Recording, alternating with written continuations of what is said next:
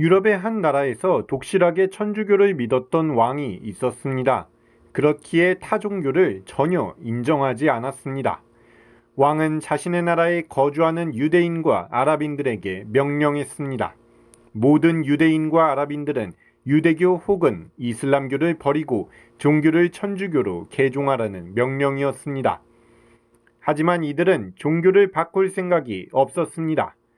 왕은 이들을 가톨릭으로 개종시키고 싶었고 결국 1480년 종교재판소를 설립할 것을 명합니다.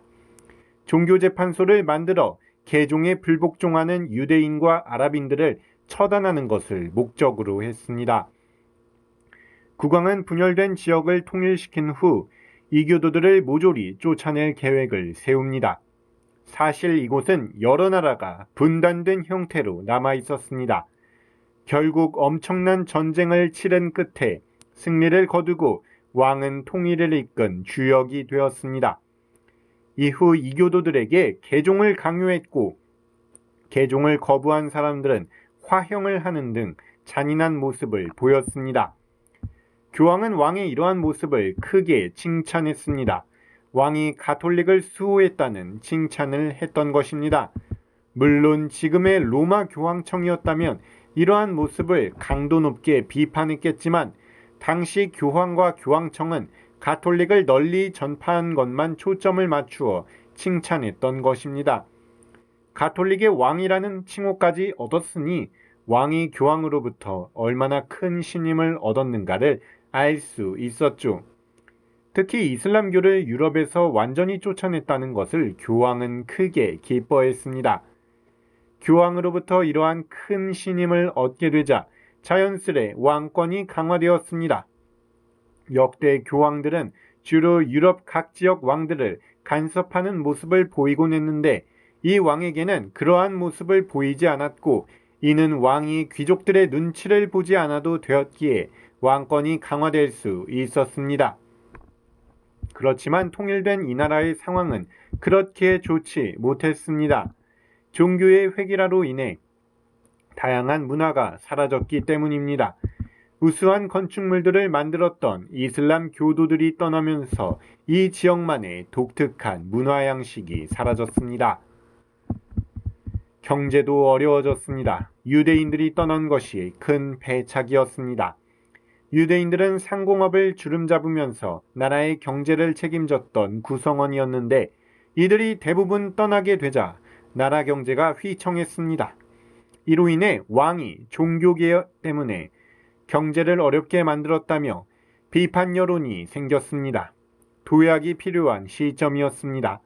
그러한 상황에서 갑자기 어떤 이가 나타나서는 왕에게 금과 은을 바쳤습니다. 왕은 어마어마한 양에 기뻐했습니다. 하지만 이내 의문점이 들어 금은 보화를 바친 자에게 물었습니다. 기쁘긴 하지만 비단과 향신료를 바치라고 했던 것 같은데 왜 그것들은 없는 것인가? 그러자 금은 보화를 바친 사람이 말했습니다. 그곳은 시골이어서 향신료와 비단은 없었사옵니다. 대신 이 황금을 보십시오. 정말 대단하지 않습니까? 왕은 이 정도의 금은 보화가 계속 들어온다면 이를 토대로 다시 나라를 살릴 수 있을 것으로 보아 의심을 거두고 기뻐했습니다. 그리고 감탄했습니다. 과연 인도는 대단하구나. 시골에도 이렇게 어마어마한 황금이 많다니. 왕에게 금은 보화를 바친 사람은 콜럼버스였고 지금까지 소개한 왕은 스페인의 이사벨라 여왕이었습니다.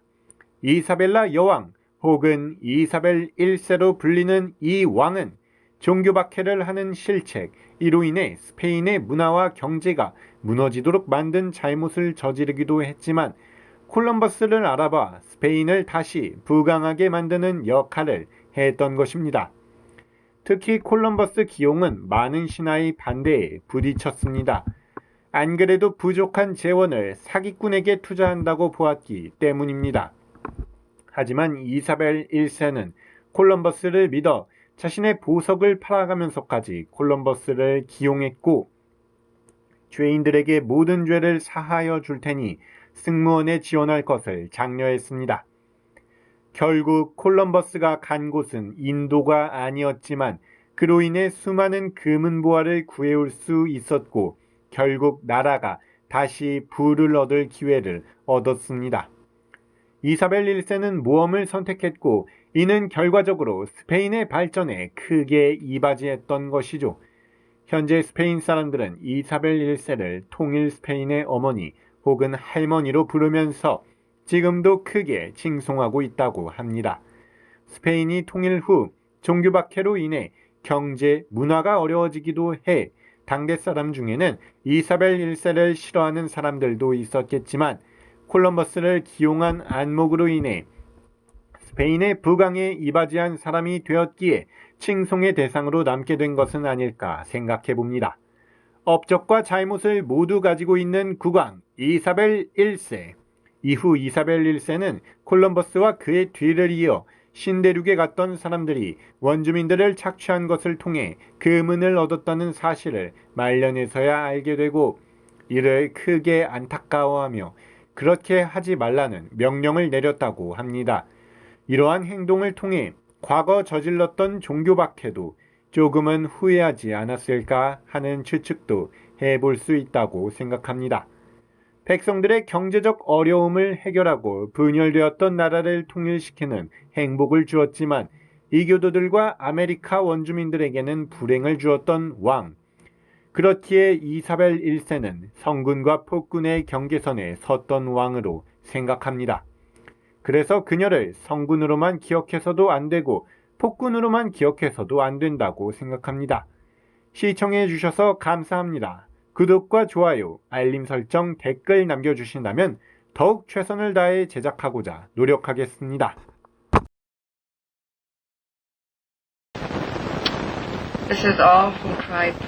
What?